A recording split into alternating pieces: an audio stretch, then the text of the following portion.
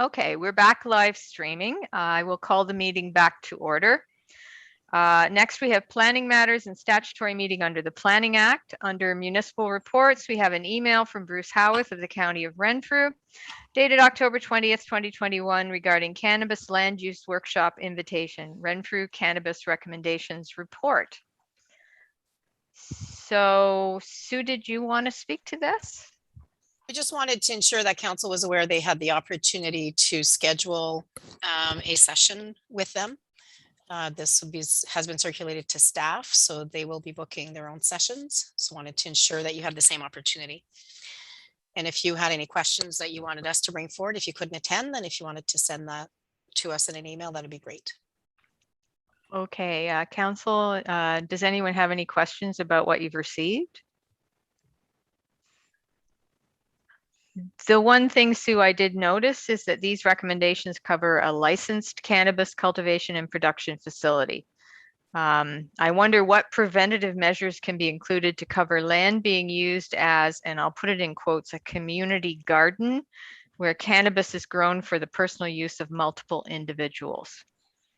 I've heard of these community gardens springing up in other municipalities throughout my Roma zone, and they have grave concerns because they're not following any zoning rules. They're just springing up. Thank you. I'll send that question ahead of the sessions. Okay. Anything further? No.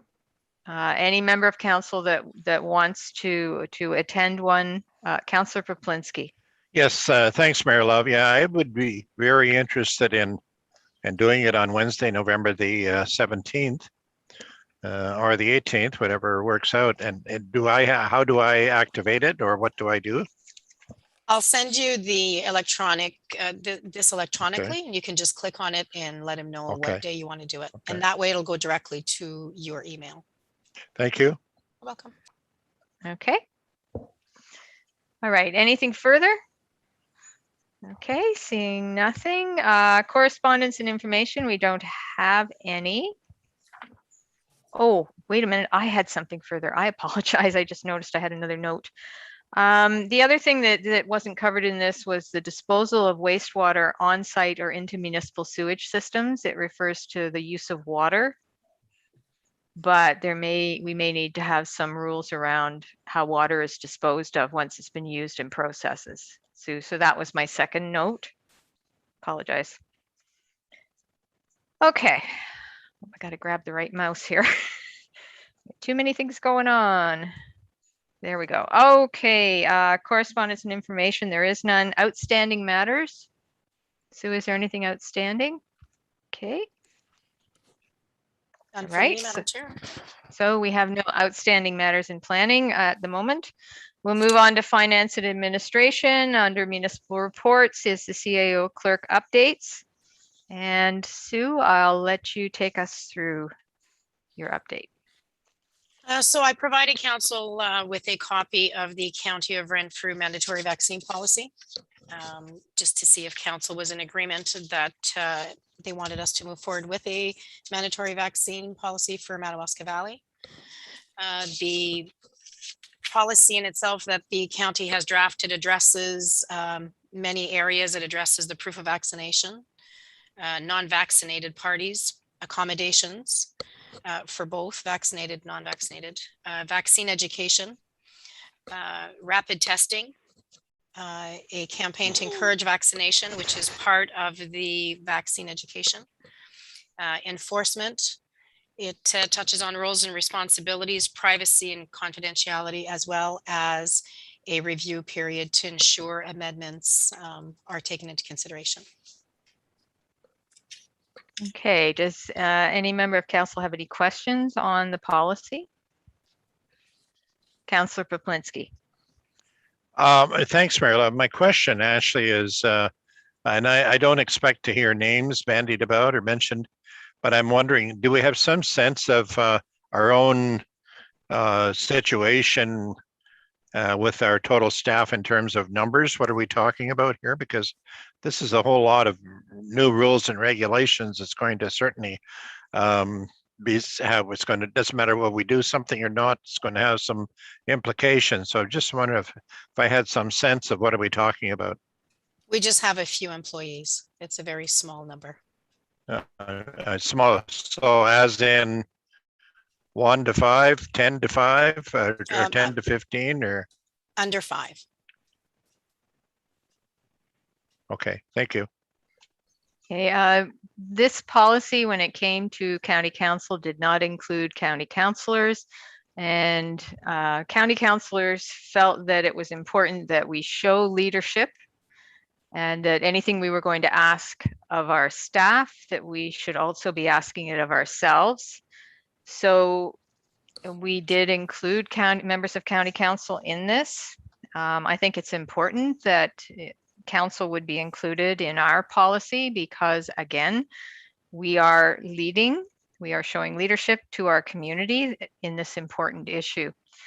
The good thing about this policy is that it does have accommodations, it does adapt, allow someone who for some very significant reason of their own feels they cannot be vaccinated.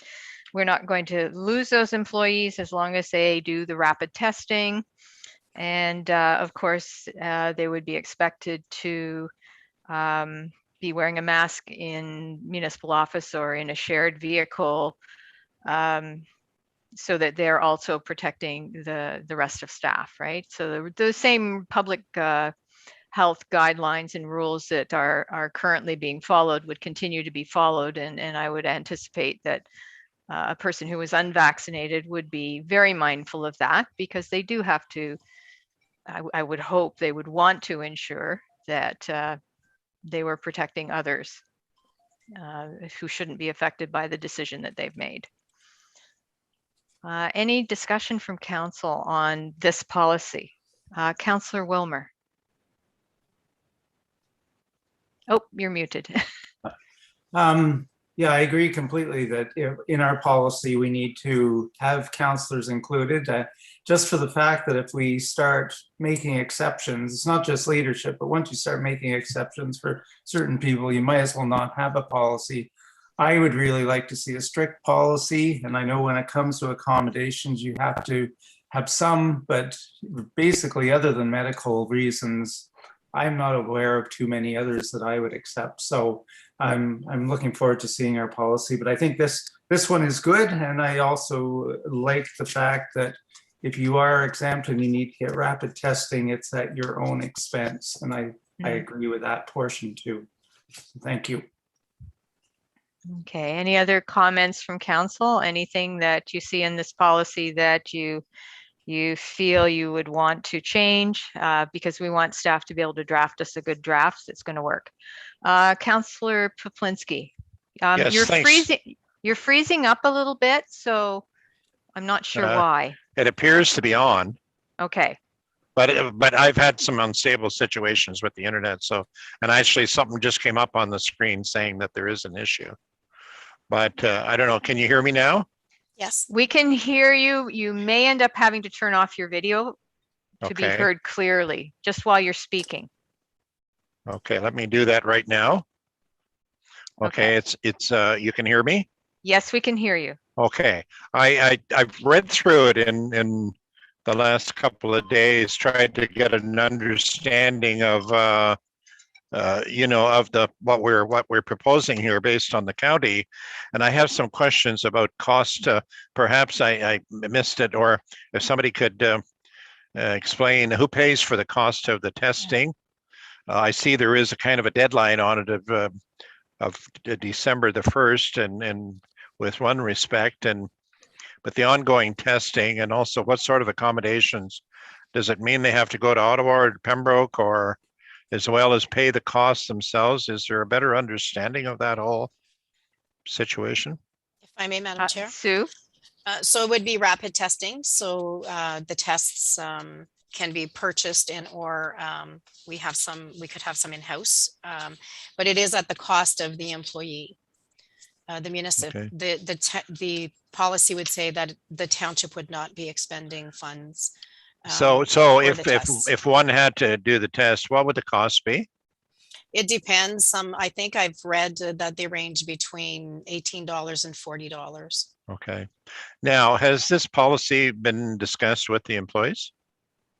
We What we're have proposing? discussed at the staff meeting that we were waiting to bring forward the County of Renfrew policy. And I advised at the last staff meeting that we had received that and I would be bringing it forward to council. But the detail is what I'm really interested in. Have they seen this report? Yes, I mean, they haven't seen the report because we've just received the report. But I have discussed what the report entailed as it pertained to council having to make the decision if the township would pay for the rapid test or not. If we would be mandatory and say, if you do not have a vaccine, we would not accept rapid test. So we've discussed all of those options that would be coming forward. so far, so they haven't seen the details, and I would expect that after today being discussed here in public, that this information will be made available to the employees? Yes, that's right. Is that what we can expect? That is correct. So at the next staff meeting, they will, I will know by then if what council has asked me to draft. So the next staff meeting is it next week? It's Monday, yes. Okay. Thank you. You're Okay. welcome. Thank you, Councillor Foplinski. That did work a bit better for us being able to hear you clearly. Okay. You don't have to look at my ugly face. Now, if you would actually put your camera back on so I can see when you're Okay. putting your hand up, that would be Okay. helpful. Yeah. Just if you're going to speak, if your Just, internet's choppy, just turn your picture off because then we can hear you I clearly. put it on right now, but if there is an issue, let me know and I'll turn it off. Okay. Okay. All right. Any other member of council, any comments on the draft policy? Anything you'd like to see changed or you have concerns with? Again, this is going to come back to us as a draft policy for Madawaska Valley. Some things will obviously not be identical. We don't have, what is it? An employee health coordinator, I think it was. So just who the reporting will be done to and how we will ensure confidentiality for Madawaska Valley. Those are things that staff will have to come back with a clear indication of in our policy. But generally speaking, this is one of the more flexible policies. There are some policies out there where if you're not prepared to get vaccinated, you are put on unpaid leave.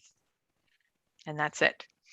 So we're trying to work with our employees. The employees are valuable to the organization, but at the same time, there has to be a recognition by anyone choosing not to be vaccinated that affects everyone around you. And the rights of all the other employees do have to be considered. Councillor Bromwich.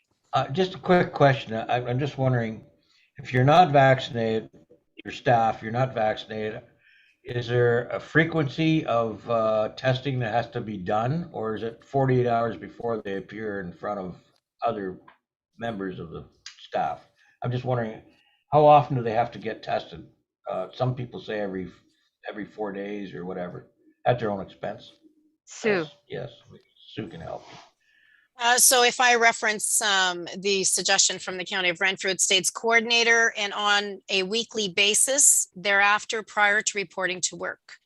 Testing frequency may increase based on a risk assessment. So it would be weekly, but should there be an outbreak, it may be requested every 48 hours. Okay, cool. Thank you. Mm-hmm. And we have to allow for that flexibility because again, as we know, when an outbreak occurs, it comes about quickly and there's probably not going to be time for council to make a decision about we want it more frequently. We're going to need to trust that our staff will make those decisions based on the actual situation on the ground in the community that we're facing. But I think we can trust that, again, this is being done to ensure everyone's safety. And also the continuity of services. Sue. I just wanted to highlight to council, the county policy includes county employees, students, volunteers, and council members. I was going to be proposing that this policy include council and staff. Most of our volunteers have their own organizations and or their own regulations. The students referenced at the county are all postgraduate. Our students are all high school students. So I would propose that the policy I'm bringing back to council, unless directed otherwise, would be for council and staff. Sue, we don't have any students until the late spring, right? We don't we have have, any? well, sometimes we get opportunities, if they need to do a short placement, yes, we do. But they would be under 17. And then we do have a couple of volunteers that we use at the arena. Yes, we do. Okay. I don't know. I'm not sure that that makes sense, because then you're basically, unless they're doing rapid testing, you're again letting them into a situation. They're coming from other areas of their life where they are in contact with many other individuals. They're at school, for example. So I'm not certain it makes sense. Would they be then required to do rapid testing? Is that the idea, or not? Just not covered at all? My intent was to just bring the policy for staff and council. That's why I'm asking for council direction.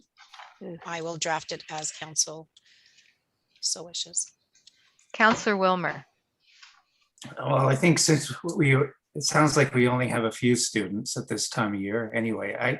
I now that the vaccine is available for 12 and up, I certainly would encourage us to include our students in the policy. I agree with the volunteers being left out, but I think even for their protection alone, and particularly when you're working in the arena or anywhere else, I think it would be wise to leave them in.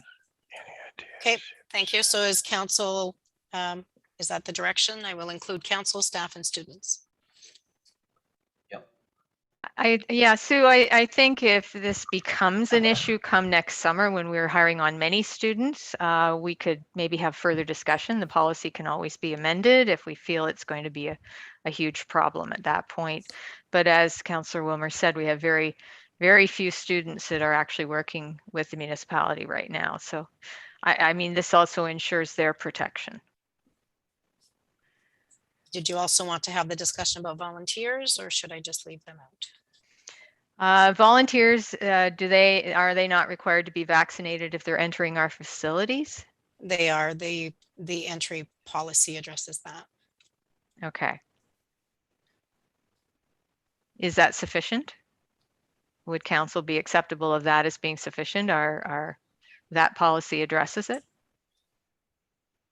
Okay, I'm getting a sense of yes, that would be fine. So we'll just leave the volunteers to be addressed through the entry policy for our municipal facilities. Okay, so is there anything else, Sue, that you can think of that might be a gray area you wanted some clarity on at this point, or that we can suggest you bring us back some options on if we don't have that clarity? No, the greatest clarity I was seeking was that council was in agreement that rapid testing be part of the policy, that it not be excluded, and clarity and direction whether council felt the township should pay for the cost of the rapid testing or the employee. Those were the last two that were left. Okay. All right, so council, I guess we're good with that. We'll let staff draft that policy and have that discussion. Sue, will that come back to the regular council meeting, or are you anticipating? Yes, no, I think we need to bring it back to the regular Okay. council meeting just for the essence of time. Okay. All right, so we'll look forward to that then. I guess you have a recommendation to that effect. Did you want to do this recommendation and then I think there were a few other items in your report. Yes, did I'll you- do the recommendation if I Okay. can. Through the chair, that council accepts the County of Renfrew mandatory vaccine policy and principle, and council directs staff to draft and bring back a mandatory vaccine policy for council, staff, and students, and a bylaw to add to our corporate policies as GO7 at the regular council meeting November 16, 2021. Okay, could I get a mover, please? Moved by Councillor Poplinski, seconded by Councillor Wilmer. Any final discussion or any discussion on the recommendation? Seeing none, all those in favor? Okay, and that's carried. Now, Sue, are there any other points in your report that you wanted to highlight, or should I just ask if there's any questions on the rest? The rest was just information, Okay, unless anyone has questions. I see Councillor Flinsky may have a question. Yes, I do, Mayor. Thank you. My question is, all new employees, are we going to have something in a regulation saying they need to be vaccinated prior to joining or being promoted or whatever, you know what I'm saying? Is that Yes, something? when someone is hired, all of the corporate policies apply. So Yes. everything that's been adopted. Councillor Wilmer. But we can't do that until we have a policy. So as of right now, that's not in play. But once our policy, hopefully in a couple of weeks, comes forward, then we'll be able to. Mhm. Thank you. Okay. All right, so we have that clarification. Are there any questions on anything else in the CAO clerk updates? Okay, I'm not seeing any, so we'll move to, yes, Amanda is still, Councillor Flinsky? Yes, Mayor Love, number 5, municipal compliance officer. Yes. I haven't met this person yet. I'm not even sure who it is. And are they on staff and are they dealing with? At what point are we going to be introduced to them? Oh, To him or her? Right. yeah, he is a contract position. So his hours, he's 21 hours a week. So right now they're going with, as its orientation, he's been going with the bylaw enforcement officer to show the areas where we are dealing with non-compliance for the follow-up. And then the 21 hours is being dedicated by or delegated by between bylaw and the building department. And so at this point, he is in the office Monday, Wednesday, and Friday, but he's not, most of the time he's out on the road. He's not in the office. Okay. Yeah, because he's doing more the site visits and the follow-up for the bylaw. Sue, could we make arrangements for him to be introduced to council at the next meeting? Yes, We I can could do that. designate a specific time for that, Sure. if you wouldn't mind. So noted. Okay. All right, if there's nothing further on that report, we'll move to the statement of revenues and expenses for October. And our treasurer is with us. Does anyone have any questions for Amanda? Councillor Flinsky. Thank you, Mayor Love. Amanda, I think you're with us, right? Yes. Yes, I am. Okay. I had some questions related to the benefits and health benefits and so on. And I'm just looking at these numbers. You'll have to forgive me because I'm wearing these little readers after having all this eye surgery, and I just want to make sure that my numbers are what I'm seeing here. So are we over in our expenditures above budget in that particular area? I'm going through all the accounts this month. I have it printed off, and I will have to double check those numbers. They are extremely high. So we did have a situation where on conversion, there was a posting that was done and iCity was working with me to try and correct it. So I have to double check that. It should not be over. I believe that we budgeted accurately, but I cannot say Yeah, without a doubt. Showing like almost $17,000 alone, and we're not to the end of the year yet. So Yeah. Yes. So that is somewhat troublesome. So maybe there is a reason for it. So I look forward to having that. Okay. And I go down here to staff training. It looks like we're slightly over. And does that include all our bills to date on any programs, anything that's been? That is to date, yes.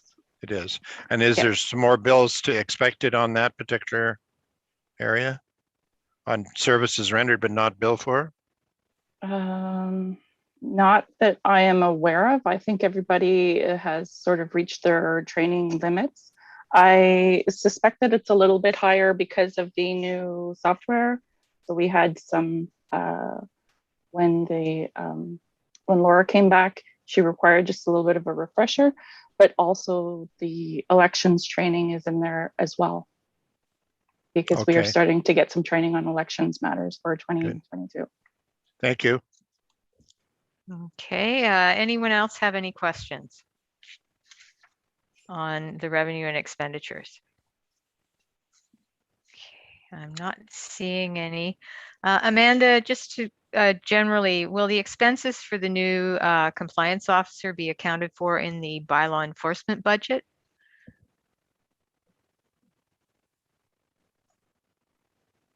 Oh, sorry, you're on mute. I have to visualize the, let me see. I believe that it's posting towards bylaw, but I'll have to double check that. Okay, I just wondered because it would seem the best fit, although I wasn't sure whether you would be breaking it out into some to do with building and some to do with bylaw. Okay, I'll so look you can into get that. back, yeah, you can get back to us on that. Mayor Love, Yes, if Sue. I may, we did ask the compliance officer to decipher if they're non-compliance based on building code related matters, because those few would be, we would write on the bottom that they should be taken out of building and not bylaw. Okay, so staff's Yes. already prepared to do that. We do tell staff, so if they're working outside of their departments on their timesheets, to recognize that, so that at payroll time we can then reallocate it to the appropriate departments. So if he is doing that, then it is being done. Okay, great. Anything further for our treasurer?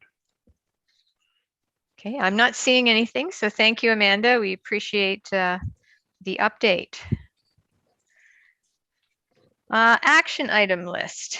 Okay, council received the active action item list. Any questions? And you may have to phrase or express your question more a little generally, because some of these are very specific action items. This list isn't provided to the public. So is there any questions on the action item list? Mayor Oh, Love? Sue? Yes, I Sue? just wanted to add that added to this list was the last few sheets are not action items, that they were completed action items, just so that council knew those were completed. So if you'd have to look at the top to see which ones were. So I believe the Okay. completed starts at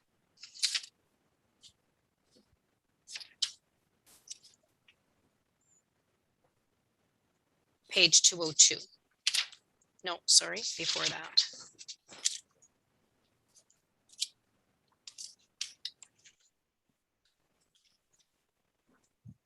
Page 201 to page 203 are completed item lists. Just because they drop off the list, so the deputy clerk was thinking that you might want to see which ones have dropped off the list. So Okay. that was just for. So Sue, I received a separate list that was action item list completed. Yes. There's three or four pages. Oh, 3 pages.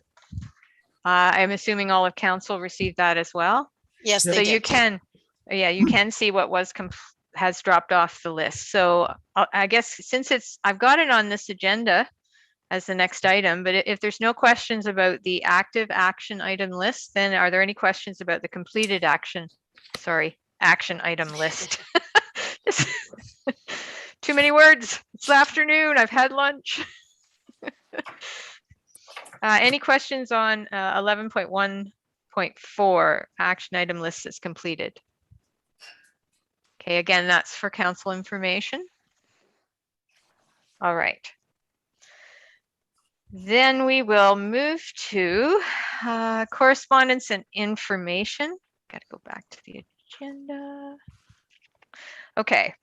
Under 11.2.1, we have AMO, the Canada Community Building Fund annual report. This is the report that used to be the gas tax fund report, now newly renamed to the Canada Community Building Fund.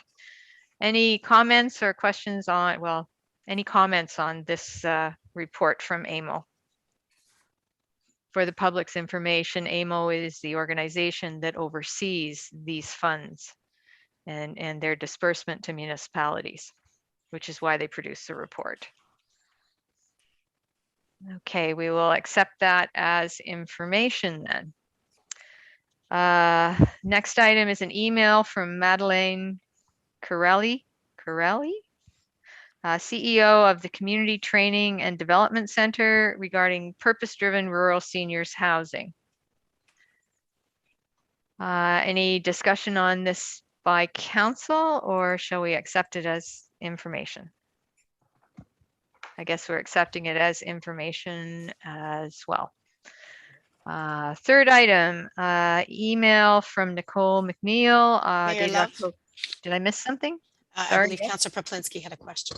Oh, okay, Councillor Yes, Proplinski. yes, Mayor Love, in relation to the seniors housing, I think it is something, it's fine to accept this as information, but I think it's an ongoing issue, and I'm sure everybody on council and staff agrees that we need to try and do something if we can regarding to alleviate that issue. So everything like this could be of significance, but it's just a matter of having a plan and coming up with the money and promoting, because that is something that is long overdue. So I encourage anything we can get in this regard. So thank you.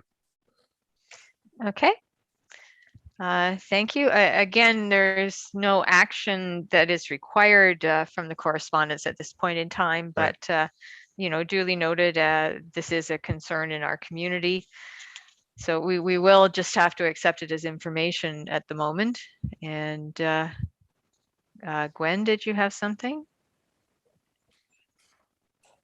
Gwen doesn't come on unless she has something. We're waiting on her sound. Sorry, it takes me like 30 seconds to get sound for some reason. There was a huge report that came along with this, where it does say it's attached. I didn't add it to the document because it was about 200 pages, but I can forward the email. I think there's some relevant information, and when Sue and I spoke about it, we thought it would be good to have it in our back pocket, especially now with the community, with the Recreation and Community Development Coordinator coming on, that it might be something that would be beneficial for economic development. But I can forward it to you. Okay. That would be great. Thank you. Okay. All right. So that'll give everybody something to read. And we'll see if we can't find some interesting points in there. All right. Our next item is an email from Nicole McNeil dated October 18th, 2021 regarding the MPAC 2022 provincial municipal levy announcement. Again, this is basically information. So any discussion or comments from council on this one? No. Okay, we will accept it as information. Okay, Ministry of Municipal Affairs and Housing dated September 29th, 2020. My gosh, 2021. Really? Re-expiry of temporary regulations 130-20 and 131-20, limiting municipal authority to regulate construction noise. Did they misdate their communication? Why would we have a communication? Oh, no, I know why. Sorry, I just read 2022. I'm tired. Okay, so any comments from council on this?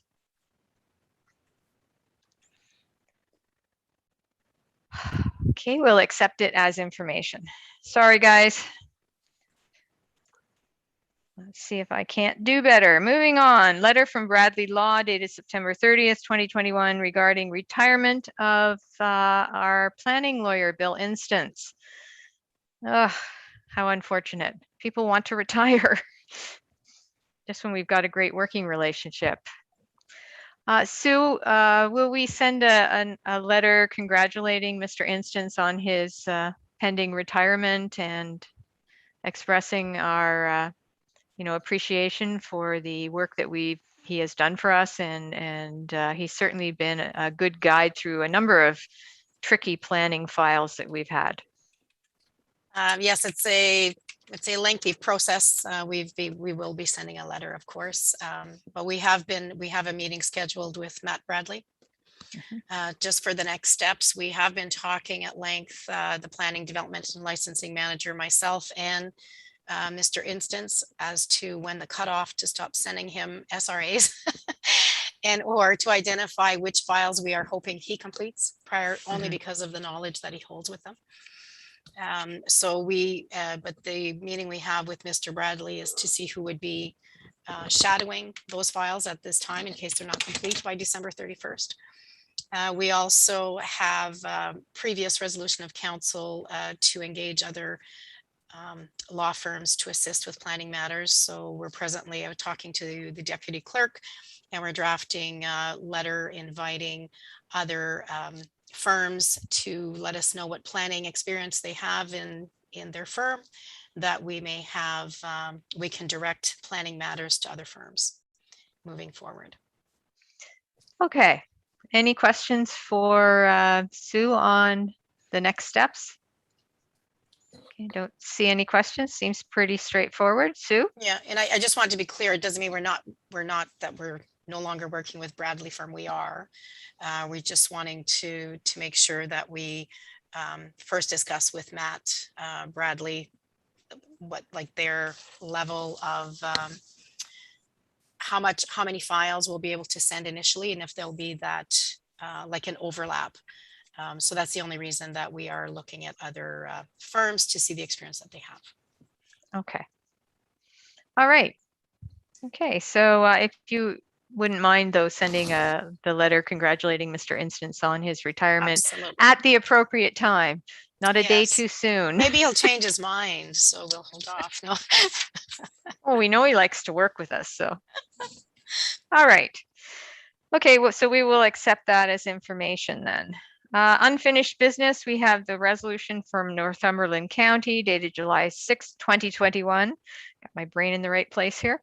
Tabled at the October 5th, 2021 Council and Committee meeting, and it's regarding Provincial Offences Act. And Sue, you are going to seek further information for us. And you're muted. Yes, and as I believe I reported on that at the last council meeting, saying that Jeff Foss of the County of Renfrew has asked us to support this resolution. It does affect the County of Renfrew POA office. Okay. So this does have an impact in Renfrew County. Could I get someone to support move that we send a letter of support for the resolution? Moved by Councillor Bromwich, seconded by Councillor Wilmer. Is there any discussion? Seeing none, all those in favor? And that's carried. Okay, so we will do that. All right, so that completes the standing committees for today, and we're now entering the regular council portion of the meeting. And first we have confirmation of the minutes, the regular council meeting of October 19th, 2021. And I actually, just give me 1 second. What was this? Here we go. Yeah, I just had one comment. When I read through them, there was a statement. Okay, so on page 247, 15.2 in the minutes, you'll see that that resolution was moved and seconded, and there's a statement that the Township of Madawaska Valley supports the Township of Enniskillen with the following resolution. If you, so there is this resolution, and then if you go to the next page, 248 in your package, and you look at resolution, it's numbered 2021-09-1019. Oh my gosh. You'll notice that there's no statement in here that says the same thing, yet it is a subtly different resolution, and I do believe we supported them both. So I'm just wondering if that line could be included, that the council, what was it, that the council for the Township of Madawaska Valley, or that the Township of Madawaska Valley supports the Township of Enniskillen with the following resolution. Because it kind of confused me when I was reading the minutes. At first, I thought the resolution was in there twice, but they are two distinct resolutions. But it does need that. Gwen, is that okay? Do you see what I'm pointing out? Yes, Yeah. absolutely. I can add that. Okay, it's all it needed to give it clarity that there were two separate resolutions, because otherwise it looked like I had something twice and I had to really read them closely. So that would be the only amendment I had, council, to just to give that clarity to those two resolutions. Did anybody else have any other amendments? Okay, so can I, the resolution is, the recommendation is that the regular council meeting minutes for Tuesday, October 19th, 2021 be approved as amended. Could I get a mover, please? Moved by Councillor Bromwich, seconded by Councillor Schulis. Now, are there any other errors or omissions? Seeing none, all those in favor? And that's carried. Okay. Business arising from the minutes. Any business arising? No. Okay, I'm not seeing any. We don't have any bylaws today, so we do have an in-camera session. The recommendation is that the meeting enter in-camera session to discuss matters pertaining to personal matters about an identifiable individual, including municipal or local board employees, labor relations or employee negotiations, litigation or potential litigation, including matters before administrative tribunals affecting the municipality or local board. Advice that is subject to solicitor-client privilege, including communications necessary for that purpose. Ontario Municipal Act 2001, Chapter 25, Section 239, 2B, E, D, E, and F. Number 1 is the regular council meeting minutes in camera of October 19th, 2021. And number 2 is the court file number CV-21-00000002-0000 updates. Could I get a mover, please? Moved by Councillor Wilmer, seconded by Councillor Schulis. All those in